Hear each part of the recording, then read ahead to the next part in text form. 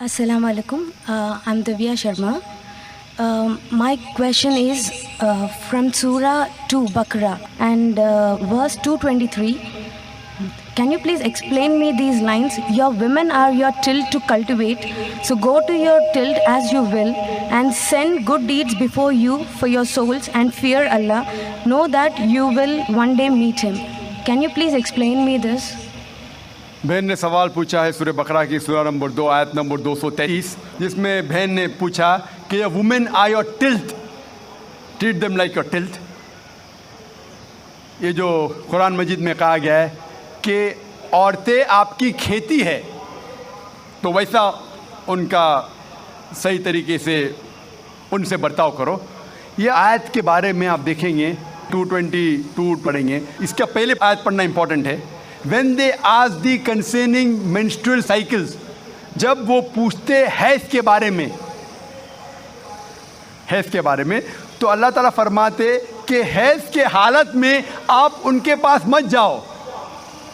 During menstrual cycle do not approach them.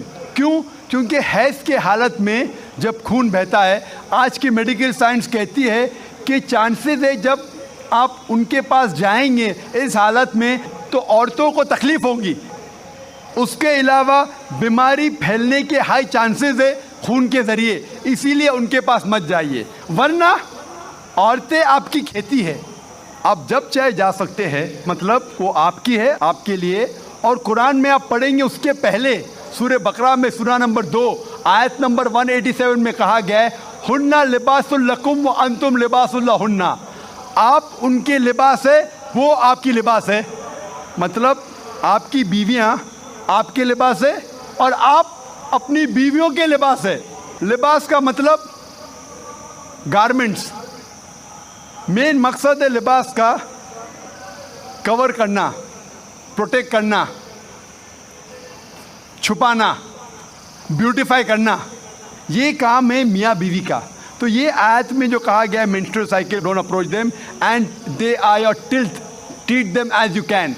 और इसके और कई मानी हैं जो medically we can prove. A land, जब हल चलाते हैं तो हल चलाने के लिए आपको पता है कि बैल के पीछे एक सख्त चीज़ होती है, लकड़ी। उस तरीके से आप, there are various different meaning that be careful. जो ज़मीन रहती है it is very soft, the soil is soft, संभाल के आप ट्रीट कीजिए।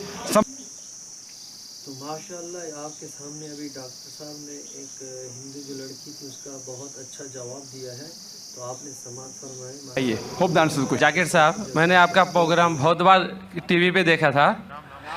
मेरा नाम गोविंद तिवारी है, मैं कॉलेज में प्रोफेसर हूँ। मैं जिस एरिया में रहता हूँ उस एरिया के आसपास कई मुस्लिम ऑर्गेनाइजेशन अपने स्कूल चलाते हैं, और उस स्कूल में स्टार्टिंग में जब प्रेयर होता है वहाँ पर न ही वंदे मातरम गाया जाता है।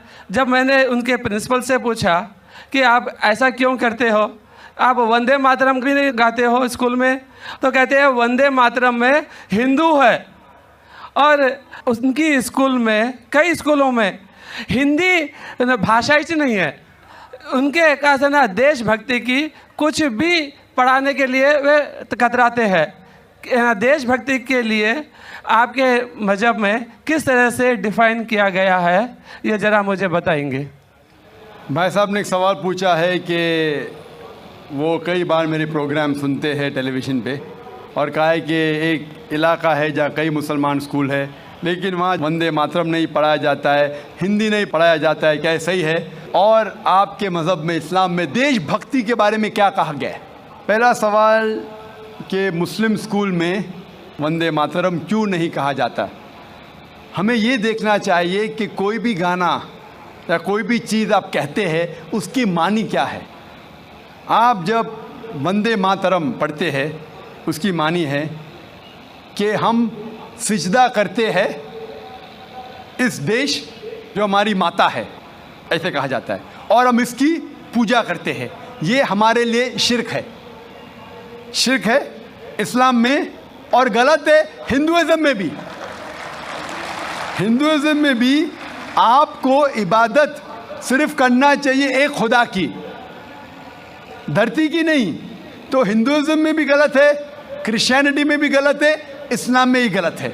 लेकिन आम हिंदू अपने मज़हब को नहीं जानते, अपनी मजहबी किताबें नहीं पढ़े हैं, इसीलिए कोई भी आप गाना गाते हैं अगर उसके मानी खुदा के ख़िलाफ़ है, अल्लाह सुब्हाना व तआला के ख़िलाफ़ है, भगवान के ख़िलाफ़ है, तो ऐसा गाना गाना गलत है।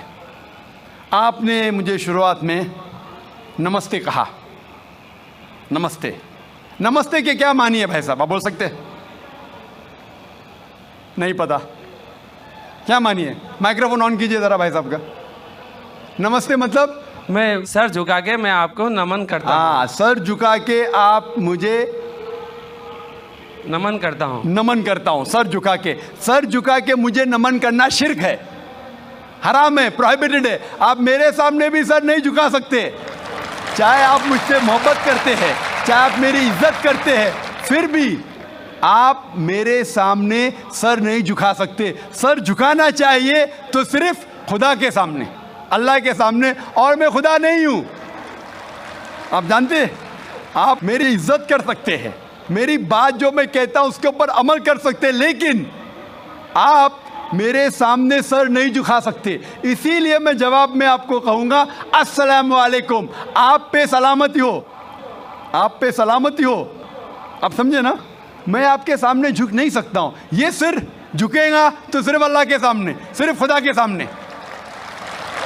तो आपने बड़प्पन में मुझे कहा, लेकिन अगर गलत चीज़ कहा तो मैं वापस से जवाब नहीं दे सकता हूँ, क्योंकि मैं जानता हूँ जो लोग नहीं जानते वो ऐसे हरकत कर सकते हैं। मिसाल के तौर पे 1 महीना पहले मैं जब बॉम्बे एयरपोर्ट पे था तो एक औरत, हिंदू खातून, मुझे पूछी कि आप डॉक्टर जाकिर नाइक है? आयु डॉक्टर